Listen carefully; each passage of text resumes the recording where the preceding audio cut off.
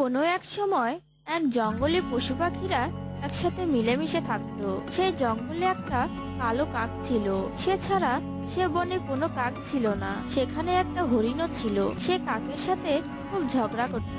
একদিন ওদের দুজনের মধ্যে কিছু একটা নিয়ে খুব ঝগড়া হয়, আর তাতে হরিণ কাককে খুব খারাপ খারাপ কথা বলে। তোমার গায়ের রং খুব কালো, তারপরেও আমরা তোমাকে দয়া করে জঙ্গলে থাকতে দিচ্ছি। তোমার মতো কালো ভূতকে জঙ্গলে কেন, কোথাও থাকতে দেওয়া উচিত নয়।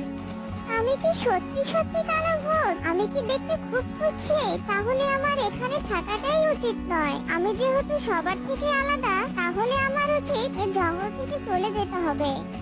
পরদিন কাক খাবারের খোঁজে বের হয় আর হরিণের কথা ভাবতে থাকে। ভাবতে ভাবতে সে নিজের জঙ্গল থেকে আরেক জঙ্গলে চলে আসে। সন্দেহ হয়ে এসেছিল। সে নিজের বাড়িতে ফিরতে পারছিল না। সে খুব ভয় পাচ্ছিল, কেননা এই প্রথমবার সে তার বাসা থেকে অনেক দূরে চলে এসেছে। সে একটা গাছের ডাল দেখতে পায় আর সেখানে গিয়ে বসে আর সেখানেই ঘুমিয়ে পড়ে। সকালে যখন কাক ঘুম থেকে ওঠে তখন সে দেখে গাছের নিচে একটা শিয়াল দাঁড়িয়ে আছে এবং শিয়াল দাঁড়িয়ে দাঁড়িয়ে তাকে দেখছে। কিছুক্ষণ তারা একে অন্যের সাথে কথা বলে আর দুজনের সাথে বন্ধুত্ব হয়ে যায়। কাক ভাবে ভালোই হলো, এখন থেকে তার জীবনে একটা বন্ধু হলো, বাকি জীবনটাও খুশি খুশি কাটাতে পারবে। কিন্তু 7 দিন পর কাক বুঝতে পারে শিয়াল বন্ধুত্ব এমনি এমনি করেনি, লোভে করেছে। শিয়াল ভেবেছিল কাক উড়ে এদিক ওদিক যাবে, শিকার ধরে আনবে আর শিয়ালকে তা খেতে দিবে। কাক যখন বুঝতে পারে যে শিয়াল তার সাথে নাটক করছে, তাকে মন আবার খারাপ হয়ে যায় আর ভাবে, যেখানে আমাকে কেউ আপন করে নিবে সেখানে থাকবো। আমার এখন এখান থেকে চলে যাওয়া উচিত। দুঃখী কাক আবারও উঠতে শুরু করে আর উঠতে উঠতে অনেক দূরে চলে যায়। 2 দিন 2 রাত ধরে সে এক জঙ্গল থেকে অন্য জঙ্গলে উঠতে থাকে। তারপর এক জায়গায় ক্লান্ত হয়ে বসে পড়ে। এবার সে যে গাছে বসে সেখানে একটা পাখির বাসা ছিল। পাখিটা যখন বুঝতে পারে যে অচেনা পাখি এসেছে, তখন সে এসে বলে, সাজাবর মনে হচ্ছে। হ্যাঁ, আমি যাযাবর। একটু কিছু খেতে দিবে? শোনো, আমাকে কোনো উপকারের আশায় খাবার দিও না। কি যাতা বলছো? তোমার কাছে আমার কি উপকারের আশা আছে? নিজে তো গৃহহীন হয়ে ঘুরে বেড়াচ্ছ, খাবার চেয়ে খাচ্ছ, তার উপর আবার এত কথা বলছো। দেখো, সামনে একটা গাছ দেখা যাচ্ছে, ওখানে যেই ফল খেয়ে নাও। এবার কাকের আরো কষ্ট হয়। সে নিজের গায়ের রঙের কারণে নিজের জঙ্গল ছেড়ে এসেছে। তারপর যেখানে গিয়েছিল শিয়াল তাকে দিয়ে স্বার্থ উদ্ধার করেছিল, তাই এখন সে সেখানে এসেছে। কিন্তু পাখি তার সাথে এমন ব্যবহার করছে কাক অচেনা বলে। বেচারা কাক তার বাড়ির কথা মনে করছিল, কিন্তু হরিণের কথা মনে পড়ে যায়। যদি কাক ওই জঙ্গলে ফিরে যায় তাহলে হরিণ ওকে আবারও কালো ভূত বলবে। মন খারাপ করে কাক আবার উঠতে শুরু করলো। উঠতে উঠতে এক নদীর ধারে গিয়ে পৌঁছায়। সামনে নদীতে রাজহাঁস ভেসে বেড়াচ্ছিল। কাক যখন ওদের দেখে তখন দেখতেই থাকে, এত সুন্দর। সারাদিন রাজহাঁসগুলো পানিতেই থাকে। কাক সারাদিন ধরে দেখছিল যে রাজহাঁসগুলো কিছুক্ষণ পর পর নিজের পাখাগুলো পানিতে ঘষছিল। 3 দিন ধরে কাক এটাই দেখছিল আর মনে মনে ভাবলো যে রাজহাঁস সারাদিন পানিতে বসে থাকে আর নিজেদের ঘষতে থাকে বলে এরা এত সাদা। যদি আমার গায়ের রং পরিষ্কার করতে হয় তাহলে রাজহাঁসের মতো আমার শরীরও ঘষতে হবে, সারাদিন পানিতে থাকতে হবে। কিন্তু এটা ছিল কাকের ভুল ধারণা, কারণ ওর কালো রং ছিল পালকের, যা ঘষলে উঠার ছিল না। আর রাজহাঁস বা হাঁসের প্রকৃতি হলো সারাদিন পানিতে থাকার, আর কাকের স্বভাব হলো আকাশে উড়ার। কাকের কিছু একটা করার পরিকল্পনা ছিল। পরদিন সকাল সকাল কাক পানিতে নেমে পড়ে। অনেক কষ্টে নিজের নাকটা বাইরে রেখে ও পানিতে ডুব দিতে থাকে, আবার বাহিরে বেরিয়ে আসে। বিকাল পর্যন্ত এভাবেই চলতে থাকলো। তারপর উপরে উঠে নিজের ডানার দিকে তাকিয়ে দেখে কিছুই হয়নি, বরং ভিজে গিয়ে আরো কালো হয়ে গেছে। শুধু তাই না, যে সন্ধে হয় অমনি থরথর করে কাঁপতে শুরু করলো। সারাদিন পানিতে থাকার কারণে ওর জ্বর হয়। অনেক কষ্টে এক গাছের ডালে গিয়ে বসেছে। 1 সপ্তাহ ধরে অসুস্থ থাকে আর ভাবতে থাকে, আমি কি ভুলটাই নাই করেছি? পানিতে থেকে তো রাজহাঁস সাদা হয়ে যায়, আর আমি কি না পানিতে গিয়ে আরো কালো এবং অসুস্থ হয়ে পড়লাম। হঠাৎ করে তার মনে হলো, আরে, আমি তো ডানাগুলো ঘষিনি। এক সপ্তাহ পর যখন কাকের জ্বর ভালো হয়ে যায় তখন সে আবার চেষ্টা করার কথা ভাবে, আবার গিয়ে নদীতে নামে। নদীর ধারে অনেক ছোট ছোট পাথর ছিল। কাক একবার পানিতে ডুব দেয় আর পাশে থাকা পাথরে তার ডানা দুটো ঘষতে থাকে। অনেকক্ষণ ধরে এসব করার কারণে ওর একটু ব্যথাও করছিল। কিছুক্ষণ পর কাকের শরীর থেকে রক্ত বের হচ্ছিল। এবার শুধু জ্বর হয়নি, সারা শরীরের ব্যথা হয়েছিল। এত কষ্ট হচ্ছিল যে ও উড়ে গিয়ে ভালোভাবে বসতেও পারেনি যেখানে ও বাসা বানিয়েছিল। ব্যথায় যখন কাক কাঁপছিল তখন দেখে একটা সাপ তার দিকে আসছে। কাক জানতো না যে সাপ অনেকদিন ধরে তার এসব কাণ্ড কারখানা লক্ষ্য করছিল। যেই দিন থেকে কাক এই নদীর ধারে এসেছে। সাপের অনেক বয়স হয়েছিল, তাই সে বুঝদার ছিল। এই যে কাক বেটা, অনেকদিন ধরে তোমাকে দেখছি, কেন তুমি এসব উল্টাপাল্টা কাজ করছো কেন? আমি বুঝতে পারছি এত বয়স হয়েছে তাই এসব বুঝি। তুমি তোমার গায়ের রং নিয়ে খুশি না, তাই তো নাকি? এই শুনে কাক জোরে জোরে কাঁদতে শুরু করলো আর বলে যে আমি একটা জঙ্গলে থাকতাম, কিন্তু একটা হরিণ আমাকে কালো ভূত বলা শুরু করে। তারপর থেকে আমি ভাবতে থাকি যে আমি কুৎসিত। এভাবে আমি জঙ্গল ছেড়ে দেই, তারপর সেই জঙ্গল থেকে আরেক জঙ্গলে যাই, কিন্তু সেখানেও আমি শান্তি পাই না। তারপর শেষে এই জঙ্গলে আসি। তারপর আমি নদীতে হাঁসগুলোকে দেখি আর ওদের দেখে শিখি সারাদিন নদীতে থাকলে আর ডানা ঘষলে হয়তো আমিও সাদা হয়ে যেতে পারবো।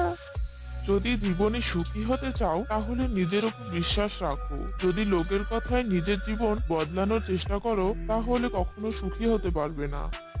তা তো বুঝলাম, কিন্তু আপনাকে কি এভাবে কেউ অপমানজনক কথা বলেছিল? যদি বলে থাকে তাহলে আপনি কি করেছিলেন আমাকে একটু বলুন। অনেক বছর ধরে এই জঙ্গলে আছি। এত বছরে কত পশু পাখি আর জীবজন্তু আমাকে বলে যে তোর কোনো পা নেই, তুই হাঁটতে পারিস না। কিন্তু বেটা, আমি জানি যে আমি জীবনে কি কি করেছি। যখন প্রথমবার কেউ বলছিল যে তোর পা নেই আর পা না থাকার কারণে আমি কি বা করতে পারবো, তখন যদি তোমার মতো নিজের জায়গা ছেড়ে চলে যেতাম তাহলে আজ আমি পথে পথে ঘুরে বেড়াতাম। কিন্তু আমি নিজের উপর বিশ্বাস করেছি, তাই আজ সবচেয়ে সুখী আমি। নিজের উপর বিশ্বাস রাখো। কি সুন্দর চকচকে রং তোমার। কথায় আছে beauty come all in black. শোনো কাক, নিজের জঙ্গলে ফিরে যাও আর সুখে থাকো। তুমি কিছুদিন না হয় আমার এখানে থাকো, শরীর ভালো হওয়ার পর নিজের জঙ্গলে ফিরে যেও। কাক সাপের কথা মতো কয়েকদিন এখানে থাকলো, তারপর নিজের জঙ্গলে ফিরে যায়। আচ্ছা, সেই হরিণটি কি আগের মতো কাকের সাথে উল্টাপাল্টা কথা বলে? কাক তখন কি করলো? হরিণের কথা চলে গেল নাকি? কাক এটা বুঝেছিল যে লোকদের কাজ হলো সবসময় অন্যদেরকে বিরক্ত করা। কাক তখন নিজের ওপর ভরসা করে। এখন কাক ওই জঙ্গলেই সবচেয়ে সুখী পাখি। তো বন্ধুরা, কেমন লাগলো আজকের গল্প? যদি গল্পটি ভালো লেগে থাকে অবশ্যই সাবস্ক্রাইব করুন আর পাশে থাকা বেল বাটনটি ক্লিক করুন। অবশ্যই লাইক কমেন্ট শেয়ার করতে ভুলবেন না। বহুকাল আগের কথা, একটি বাঘ জঙ্গলের ভিতরে মনের সুখে ঘুরে বেড়াচ্ছিল। বাঘটি সেদিন আনন্দে ছিল, কারণ ওই দিন সকাল সকাল শিকারের খোঁজে বেরিয়েছিল। একটা হরিণ শিকার করতে পেয়েছিল। সেই হরিণটা খেয়ে তার পেট ভরে গিয়েছিল। বাঘটি বনের যেদিক দিয়ে যাচ্ছিল সেখানে অনেক ঘাস লতা পাতা ছিল, আর সেখানে একটি গরু ঘাস খাচ্ছিল। গরুকে দেখে বাঘটা তখন বলল, আরে একই, আজ সকাল সকাল দুটো শিকার পেয়ে যাব, আমি তো কখনো ভাবতেই পারিনি। গরুটা দেখতে কত সুন্দর, খেতে নিশ্চয়ই ভারী সুস্বাদু হবে। কিন্তু আজ তো আমার পেটে একদমই খিদে নেই। একটু আগেই তো একটি হরিণের মাংস খেয়ে আসলাম, এখন আবার এত বড় একটা গরু তো খাওয়া যাবে না। কি করা যায় এখন? ওহ, পাশে তো একটা ঘর দেখা যাচ্ছে, মনে হয় এই গরুটা এখানে এই ঘরেই থাকে। তাহলে তো আর কোনো চিন্তাই নেই, কাল এসে খেয়ে নেবো বেটাকে। আজ বরং আমি গুহায় ফিরে যাই, কাল সকালে ঘুম থেকে উঠে এখানে চলে আসবো। এই কথা বলে বাঘ সেখান থেকে চলে গেল। এদিকে গরু ঘাস খেতে খেতে প্রায় সন্ধ্যা হয়ে এসেছে। আমার কপালে মনে হয় একটু ভালো খাবারও জুটবে না। প্রতিদিনই আর একই খাবার খেতে খেতে আর ভালো লাগে না। আমার তো মাঝে মধ্যে একটু খরগোশিও খেতে ইচ্ছে করে, কিন্তু আমি কি আর এগুলো খেতে পাবো? গ্রামে গেলেই তো গ্রামের লোকজন আমাকে বেঁধে ফেলবে, তখন তো আমি আর স্বাধীনভাবে থাকতে পারবো না। যাকে কি আর করা যাবে? সন্ধ্যা হওয়ার কারণে গরু তার ঘর ঘরে ঢুকে পড়লো। পরদিন সকালে গরু সেখানেই ঘাস খাচ্ছিল, আর অন্যদিকে গরুকে খাওয়ার জন্য সেখানে বাঘও চলে আসলো। কিরে গরু, ঘাস খাচ্ছিস নাকি? হ্যাঁ বাঘ মশাই, আমি ঘাস খাচ্ছি। দেখছো না ঘাসগুলো কত বড় বড় হয়েছে? তখন বাঘ মনে মনে বলতে লাগলো, ও আচ্ছা, এই গরুটাকে খেতে হলে প্রথমে ওকে মারতে হবে, তারপর খুব সহজে খাওয়া যাবে। কিন্তু এখন কিভাবে যে শুরু করি, গায়ে তো আর আগের মতো শক্তি নেই। একটু ভুল করলে বেটা পালিয়ে যাবে। কি ভাবছো বাঘ মামা? না কিছু না, ভাবছি তুই এই জঙ্গলে একা একা কি করিস? তোর বন্ধু টন্ধু তো এখানে কাউকে দেখছি না, আর তোর মালিক দেখছি একেবারেই বোকা, তোকে একা রেখে এই জঙ্গলে ফেলে চলে গেছে। আরে বাঘ মামা, আমার বন্ধুরা তো সবাই তাদের মালিকের কাছে থাকে, আর আমি একা একা রাগ করে জঙ্গলের ভেতরে চলে এসেছি। কেন তুই একা একা পালিয়ে আসলি কেন? জানো মামা, আমার মালিক খুবই দুষ্ট প্রকৃতির। আমার দুধ দিয়ে বাজারে বিক্রি করে, কিন্তু আমাকে খাবার দেয় খুবই অল্প। আর আমি যখন দুধ কম দেই তখন আমাকে ধরে মারধর করে। এই অত্যাচার আর সহ্য হচ্ছিল না, তাই আমি পালিয়ে এসেছি। কিন্তু তুই পালিয়ে এসে অনেক বড় ভুল করেছিস। কেন মামা, আমি আবার কি করলাম? তুই জানিস না এই জঙ্গলে অনেক হিংস্র প্রাণী আছে, ওরা যে কোনো সময় তোকে মেরে খেয়ে ফেলতে পারে। তাছাড়া তুই যেহেতু কোনো প্রাণীর খাবার হবি একদিন, তাহলে আমার খাবারই হয়ে যাচ্ছে। কি বলতে চাচ্ছ তুমি? তুই বুঝতে পারছিস না, আমি তোকে মেরে তোর মাংস খাবো। গরুটা ছিল খুবই চালাক। সে তখন তার বুদ্ধি খাটিয়ে বলল, আচ্ছা মামা, আমাকে যদি তুমি খাও তাহলে বড় জোর কয়দিনের জন্য তোমার খিদে মিটবে?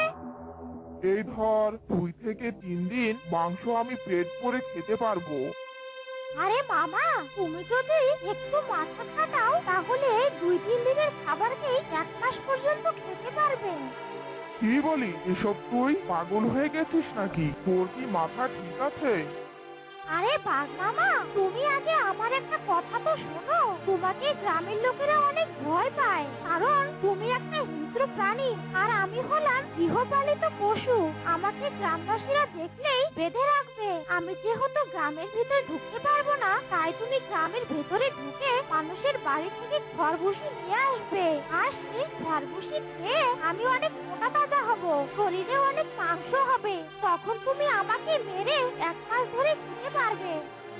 আমার জন্য গ্রাম থেকে এসব আনা কোনো ব্যাপারই না। কিন্তু তুই এতক্ষণ যা বললি সব কি সত্যি কথা? হ্যাঁ বাঘ মামা, সব সত্য কথা। তুমি দেখো না, মানুষেরা গরুকে বেশি করে খড়ভুসি খাওয়ালে বেশি বেশি দুধ দেয়, আর তার মানে এই খড়ভুসি অনেক পুষ্টিকর খাবার। সবই তো বুঝলাম, তবে তুই যদি এখান থেকে পালিয়ে যাস তাহলে? কি যে বলো না বাবা, তুমি আমার ঘরটা দেখতে পাচ্ছ না? আমি জঙ্গলের কোথাও পালিয়ে গেলে এই ঘর নেব কিভাবে? আর রাতের বেলা ঘর ছাড়া তো জঙ্গলের ভেতরে তো থাকা যাবে না। ঠিক আছে, তোর কথাই আমি বিশ্বাস করলাম। তোর জন্য আমি তাড়াতাড়ি খড়ভুসি নিয়ে আসি। এই বলে বাঘ গ্রামের ভেতরে গেল আর সেখান থেকে 1 বস্তা ভুসি নিয়ে আসলো। এই নে, তোর জন্য ভুসি নিয়ে আসলাম। তুই আজ থেকেই খাওয়া শুরু কর, আমি আগামীকাল থেকে আরো ভুসি নিয়ে আসবো। এই বলে বাঘ সেদিনের মতো সেখান থেকে চলে গেল। বোকা বাঘ, আমি তো এখন এগুলো খাবো, কিন্তু তুই যা পরে আনবি আমি এখান থেকে নিয়ে আমার ঘরে জমা করব, তারপর আস্তে আস্তে খাবো। এই বলে গরু ভুসির বস্তা তার ঘরে নিয়ে আসলো আর এক কোণে সাজিয়ে রাখলো। এরপর থেকে সেই বোকা বাঘ গ্রাম থেকে গরুর জন্য কোনো না কোনো খাবার নিয়ে আসতো। এভাবে গরু কোনো খাবার না খেয়েই ঘরে সেগুলো জমা রাখতো। এমনি ভাবে বেশ কিছুদিন চলতে থাকলো। তারপর একদিন বাঘ আসলো আর বলল, কিরে, তোকে এতগুলো খাবার দিলাম, তবুও তুই মোটা হচ্ছিস না কেন? আরে বাঘ মামা, কি যে বলো তুমি? খাবার খাওয়ার সাথে সাথে কেউ মোটা হয়ে যায় নাকি? কিছুদিন তো সময় লাগে। তুমি না হয় পরশুদিন এসে দেখবে আমি অনেক মোটা হয়ে গেছি, তখন বরং তুমি আমাকে খেও। ঠিক আছে ঠিক আছে, আমি আজকের মতো চললাম, পরশুই আসবো আবার। বাঘ চলে গেল। এদিকে গরু ঘরে ঢুকে দরজাটা শক্ত করে আটকে দিল, যেন বাঘ ভিতরে ঢুকতে না পারে। আর বাঘ যে খাবার নিয়ে এসেছিল তা গরু নিশ্চিন্তেই 1 মাস খেতে পারবে। তাকে আর খাবার খেতে বাইরে যেতে হবে না। 2 দিন পর বাঘ সেখানে আসলো। এসে দেখে গরু সেখানে নেই, আর ঘরের দরজাটাও ভেতর থেকে বন্ধ। গরু, এই গরু, তুই কোথায়? ঘরে নাকি? বাইরে আয়, বাইরে বের হলেই তো। না বাঘ মশাই, আমি বাইরে আসতে পারবো না। বাইরে বের হলে তো তুমি আমাকে খেয়ে নিবে। তোর সাথে আমার কি কথা হয়েছিল? তোমার সাথে আমার যে কথাই হোক, আমি বাইরে আসতে পারবো না। আমি আমাকে বাঁচানোর জন্য আমি তোমার সাথে এমন নাটক করেছি। তার মানে তুই বাইরে আসবি না? না বাঘ মশাই, আমি আসতে পারবো না। ঠিক আছে, তুই ঘরের ভেতরেই থাক। আমি বসলাম এখানে, দেখি কতদিন বাহিরে না এসে এভাবে ঘরে থাকতে পারি। এই বলে বাঘ এই ঘরের সামনে বসে পড়লো। 1 দিন যায়, 2 দিন যায়, এভাবে 8 দিন হয়ে গেল। বাঘ সেখানেই বসে রইলো, আর অন্যদিকে গরু ঘরের ভেতরে খায় আর ঘুমায়। বাহিরে বেরোনোর তার কোনো প্রয়োজনই নেই, কারণ তার ক্ষুধা মেটানোর জন্য পর্যাপ্ত খাবার আছে তার কাছে। এদিকে না খেয়ে না ঘুমিয়ে বাঘের অবস্থা খুবই খারাপ হলো। সে গরুর আশায় সেখানেই বসে আছে। এভাবে বাঘ খুব অসুস্থ হয়ে পড়লো। আর তখন সে বুঝতে পারলো গরু আর ঘর থেকে বের হবে না। সে যদি এভাবে না খেয়ে আরো কয়দিন এভাবে বসে থাকে তাহলে সে মারা যাবে। বাঘ তখন গরুর মাংস খাওয়ার ইচ্ছা বাদ দিয়ে জঙ্গলে চলে গেল অন্য খাবারের আশায়। তো বন্ধুরা, কেমন লাগলো আজকের গল্প? যদি গল্পটি ভালো লেগে থাকে অবশ্যই সাবস্ক্রাইব করুন, আর পাশে থাকা বেল বাটনটি ক্লিক করুন। অবশ্যই লাইক, কমেন্ট, শেয়ার করতে ভুলবেন না।